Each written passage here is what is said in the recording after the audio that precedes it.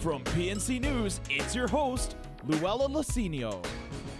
Welcome back to Coffee with the Candidates, Double Shot. I'm Luella Lacinio from PNC News First. And we're back, and we have Mr. Fred Bordalio, who's also running as a senator under the Democratic banner. Hi, Mr. Fred, how are you? Good morning, and thank you for having me on your show. And thank you, too, for agreeing to be interviewed by us. Let's go straight to the questions. So with COVID-19 shutting down the island's economy, what ideas do you have for stimulating the economy? Well, thank you for that question. You know, as I said, that there's close to over 30,000 people who are unemployed. Businesses have closed or on the verge of closing. And with the emergency public health, people are feeling anxious and scared and fearful. I've been in situations, tough situations, as a former police chief. Served in the military, and I served in law enforcement for 29 years and retired. And one of the things, of course, is going to be a priority for me is stimulating the economy. And one of those things we could do, of course, the federal stimulus from the CARE Act. So aggressively, I'm a grant specialist, research specialist certified. We're going to aggressively, when I'm in as a senator, when I'm elected, to work with the administration, see what we can do to aggressively pursue some more federal grant opportunities. And I've been in the military. I'll use that as to leverage some of the additional military activities that can help some of the investments outside the fence. So the private sector is very important. The tourism and the retail sector have been drastically affected by this. Tourism will come back, and I can just let the people know, rest assured, that I'm going to be an advocate to be uh, helping out as a policymaker, make some legislative initiatives that help manage the financial costs of the government, and at the same time help increase job opportunities with the revenues we get from the federal and the military activities that I'm sure are going to increase. Now, these military activities have to be balanced with protecting our national resources too. Make sure we don't deteriorate that, because I am a proponent of making sure that they are good in terms of not making sure they damage any of our cultural artifacts and everything else. Thank you for that. Thank you. Thank you. And now going back to the, I guess, going to the budget, since we just passed the senators recently passed a version of the budget. So what are some of your ideas for the budget, and what do you think are the areas that need most funding? Well, definitely one of the critical areas of the biggest large bulk of the budget is with education. The Guam Department of Education and University of Guam and the Guam Community College. But while that's the largest piece, we certainly want to, as a senator, I certainly want to find out basically what's the picture like after the first quarter of expenditures on the 2021 budget. Because by February of next year, when I'm in office, we're always going to start looking at the administration's budget request for 2022. So one of the things is looking at those expenditure reports, Office of Finance budgeting for the Guam legislature, comparing their projections for 2022 budget with the BBMR. And I've worked closely in two different administrations while I was chief of police and while I was director of veterans. I understand the budget process uh, very clearly, and priority now is saving lives. So it's public health and GMH, our healthcare, to look at what are the ways that maybe it's hampering them from giving their services out to make sure that they're saving lives. So it's the public health, GMH, and of course we're looking at public safety. Those systems. What could we do as a policymaker? And I'm passionate about public safety because I've been there, but those are the critical finances I'm looking at in terms of the how the 2021 budget is operating, the one that has been already passed, and they're operating now. There might be some necessities to right size the government, Okay. but that's where again it takes the courage and compassion, as I've been saying, to make tough decisions and the compassion to be side by side with the government employees. There's over 13,000 government Guam employees. They don't want to be fearful or anxious about losing their jobs, but at the same time, working with Department of Labor too, and working what they could do. We're working with the private sector employees that have lost their jobs, and seeing how we can have public-private partnerships, public-private partnerships, which would be a real good strategy to look at as a policymaker in the legislature. Thank you. Thank you, Fred. And now we have Reese with more questions.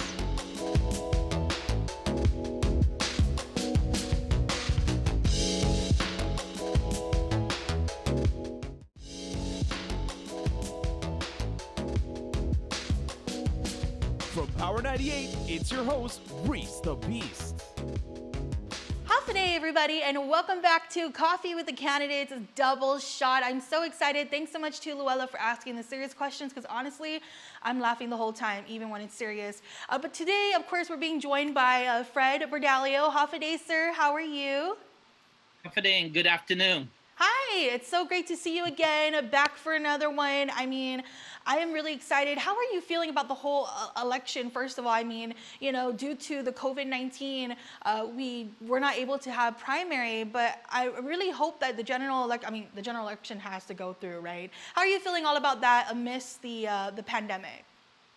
Yes, you know, again, I think the ultimate responsibility of government officials is to keep Guam safe. Life is always precious, our families, and these are the things that I learned as a law enforcement in a real long law enforcement career, and also in military and security, that lives are so precious, and people can be stressed out because they're on lockdown. You know, I worked in correctional facilities, so sometimes when a client says they're stressed out because they're locked up too, you know, there's hope for them too, because later on, you know, if they do, if they're good, you know, they get a chance for opportunities for parole and get acquainted back into the society again after they pay their dues. So, you know, that's why I'm always optimistic that we're going to get through this.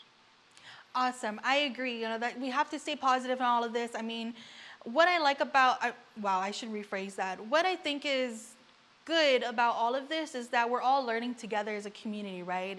You know, there's no pointing fingers at anybody. It really is all of us learning together how to combat this, or how to live our lives while we have COVID-19 going on. Anyway, so you know, all the jobs that you mentioned you did, or the careers that you had, they sound very serious, sir, honestly. So I want to know, what kind of fun, I mean, was there any fun stuff that you got into, you know, with your previous careers? I mean, working at the Department of Corrections, and I'm sorry, is that correct? Oh, well, in the military, I served 5 years in corrections. Oh, I understand. Corps, right? 5 years I was a correctional specialist. 2 of the years out of the 7 years I served in the Marine Corps, I was a recruiter for the Marine Corps station in Louisiana. That was fun. Oh, okay. What can I ask? What made it fun? I mean, did you? I watch this in the movies. Do you scare them? Do you like? No. You know, I had my competitors was the U.S. Army, the U.S. Air Force, the U.S. Navy, and the Coast Guard. So at the time I was recruiting in Louisiana, and Louisiana is a real nice place to recruit from New Orleans, and and the families, once they saw that I recruited one of their sons or daughters, they would hold a fiesta, sort of like a fiesta, with lobsters and crawfish, because it was their time where they see their loved one make that choice to leave home and make a career out of themselves. And some of the things that I helped guide some of the people who I enlisted, they were either young adults who were unemployed and they looked at the Marines, you know, the military service, or some of them were high school students just about to graduate from their senior year, which I enlisted them, you know, so they had a plan once they graduated from high school. I like that. I like that. I mean, I'm glad that I get to ask you that, because, you know, you see in the movies and they're like pounding the desk, like, are you going to join? They're like, I don't know. They're like, yeah, you gotta. No, I'm just kidding. I don't know what kind of movies I watch. They get pretty crazy. Reese, it's only in the part when they're in boot camp, the drill instructor is talking to them, where they say, my recruiter lied to me. Yeah. He didn't say it was going to be this way. But we always prepare our recruits that we enlist. We prepare them to say, you're going to go through a challenging boot camp, basic training. It's going to Yeah. challenge you, and no one's holding your hand. It's up to you to be successful. And that's what I'm proud because by now I think some of those recruits that I enlisted in the Marine Corps could be gunnery sergeant, an officer, or they went off to bigger Mm. careers when they returned back home. Awesome. All right, sir. So we do have a question from our community, and the question is, okay, sir. So the question is there a specific issue dealing with safety in our community that feels needs to be addressed that hasn't been? If so, what is it, and how can we solve it, or how would you address it and solve it? I guess you could say. Okay, thank you for that question, Reese.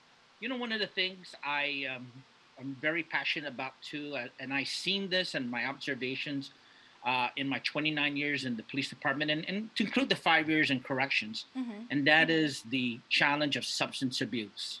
And individuals end up going to prison, going to the correctional facility, serving time for drug-related offenses.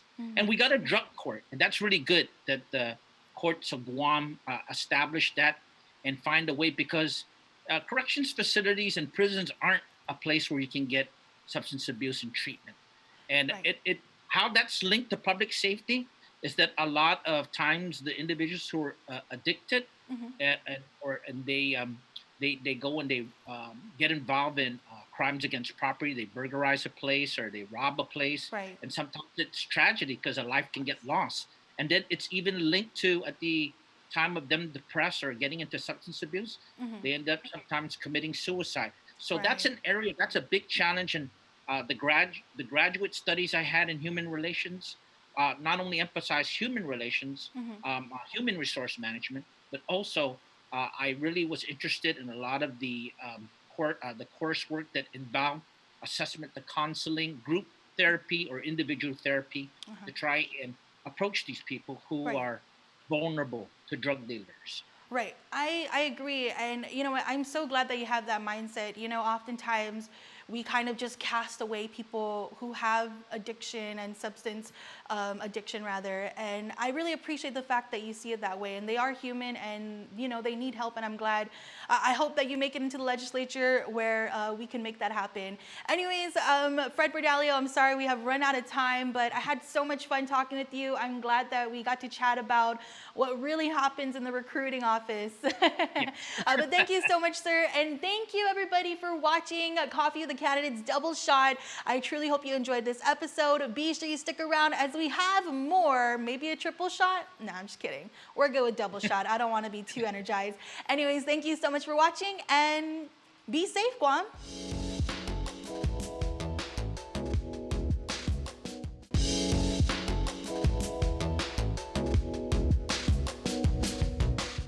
Half of the day you're watching Coffee with the Candidates Double Shot, and I'm Luella Lucina from PNC News First. Today we're having a conversation with Vince Borja, who is running as a senator under the Republican banner. Hi, Vince. Hello, how are you? I'm good. So maybe we should go straight to the questions. Are you excited? Yeah, I'm excited. It's just obviously with the with the pandemic, it's a little hard to be very excited because then you have to stay home. I know. It's kind of yeah. It's kind of at the same time. This is your first time as a you know running for office, right? And Yes. yeah, I can just imagine. And then the pandemic is ongoing right now. So you are an adjunct professor at the University of Guam and also an Army veteran, right? That is correct. Can you talk about how these experiences will?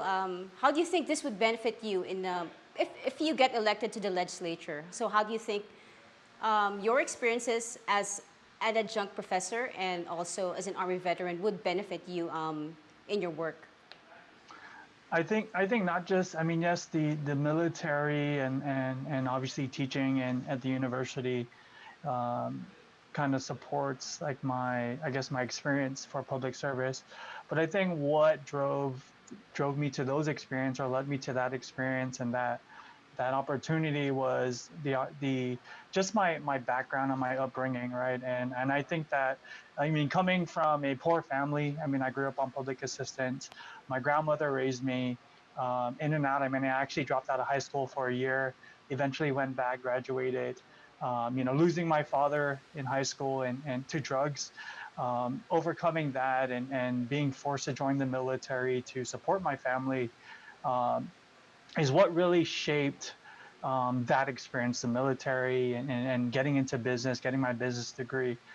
So I think that's it was that experience that I think is what we need in that background, and not the background of suffering, but that connection that I think that we need to bring to public service, because I think that that is one thing that we can use when we think about what we're going to do as leaders, as senators, and as we prepare to move Guam forward, especially right now with the pandemic. I see that I was going through your platform and you talk about fiscal responsibility and you're focusing more on the economy, right? So how do you That's correct. think we are definitely we are going through the impact of the pandemic right now, and how do you think, do you have any ideas for stimulating the economy? Yeah, so I think what's important right now, obviously, is we need to look at ways to keep our current businesses that are still, at least, or even the ones that are temporarily closed down. I mean, you hear a lot of new other businesses closing down, but it's how do we keep our current businesses in business? And then when we look at, obviously the tourism industry is not going to come back for another year or two. So what other industries can we look at that we can bring in? Like e-commerce is another growing industry, right? And has obviously exploded because of the pandemic and a lot of the, people resorting to the internet. So e-commerce is one. The other stuff like Jim Moylan introduced, which was the fulfillment center, right? I think what is great about Guam, we talk about Guam being the hub to Asia, right? Is how can we make Guam the hub to America, right? So those are some other things that we looked at, and I think that what's important too as we look at rebuilding the economy is diversing it so that we can bring in middle wage jobs. The service industry is great and it has helped our economy, but it's not really helping our people. We need to bring middle wage jobs so that it not only brings jobs, but it also helps improve the quality of life, because I think that's what's important moving forward. And so that's my sense on the economy and diversifying it. Thank you, Vince. That was an interesting conversation with you. And on the lighter side of things, here's Reese with more questions.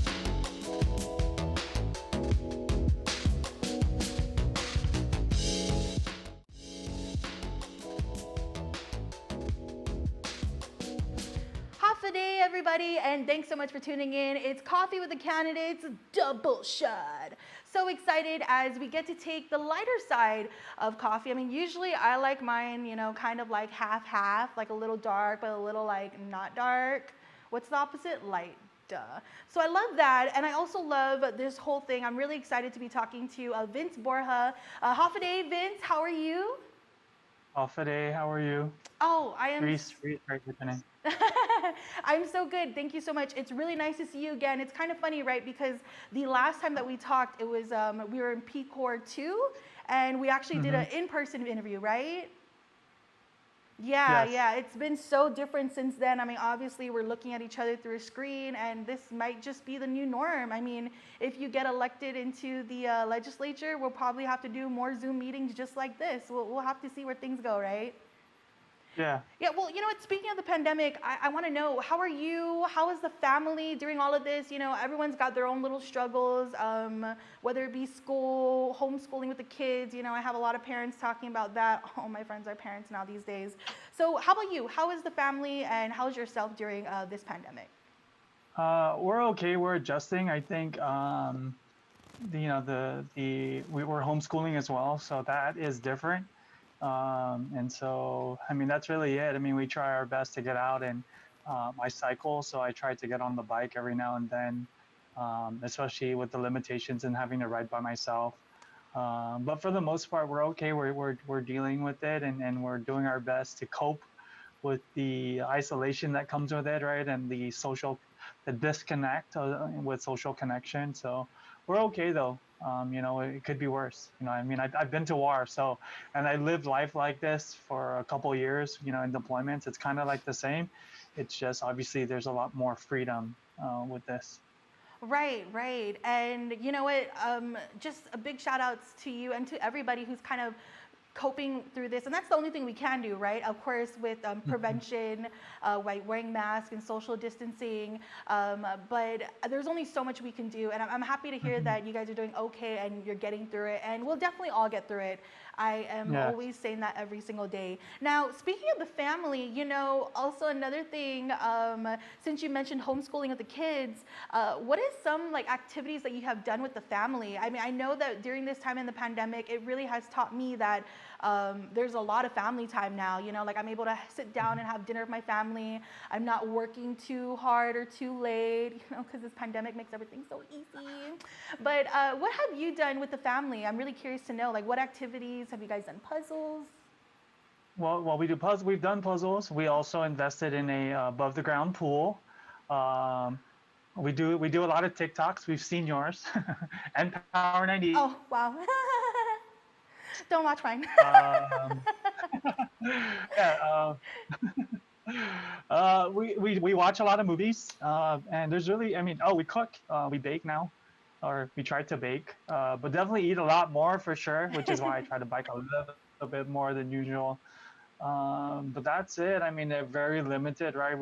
What we can do on the internet, and with what we, remember the governor put some restrictions on what we can or can't buy in the grocery stores. So I mean, even trying to buy games and other things, it's not something that we could just go do. But we've been pretty decent at staying busy and being productive as well, right? Yeah, nice, nice. I'm so glad to hear. I mean, even with the whole TikTok thing, right?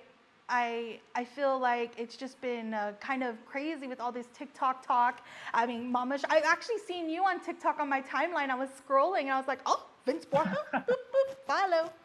It was really cool to see you there. I was like, wow, it's so cool. I think with all this downtime, everybody is kind of finding some more things to do. And thankfully I keep saying that, like, thankfully we have the internet today, because man, I don't know if I can make any more mud pies at 25 years old, like that's just crazy. All right, so Vince, we do have something new with Coffee of the Candidates on Double Shot. We do have a special excuse me, we do have a special question from the community. I mean, I think this is very important. Please help me in welcoming, of course, asking this question, our friend Julia, as she asks, what is your position on bringing the price of fuel down? So I'm full support of bringing the price of fuel down. I think what's more important right now, especially, is that the liquid fuel tax, right, is it serves a purpose, which is improving the roads, and we can definitely do a better job. So I think if we're not going to use that money, I know it gets rated all the time. They usually take it and use it to fund other projects. But if we're not going to use it for what it's intended for, then we need to just get rid of it, and that could definitely help bring down the cost of fuel. Awesome. All right. Well, you know what, Vince? That pretty much wrapped things up here for us. I just want to thank you so much for hanging out, for taking on the hard questions with Luella Lucinho, although she's so nice, so it never seems too hard, right? And then also thank you so much for hanging out with me and answering all my cool questions. I truly do appreciate it. Again, I hope everything continues to be good with the family and, of course, with yourself. And I look forward to the general election and seeing where we're at. I really hope to see you in the legislature. But that pretty much wraps it up here with Coffee of the Candidates Double Shot. Thank you so much for watching. Be sure you stick around, as the questions don't stop here.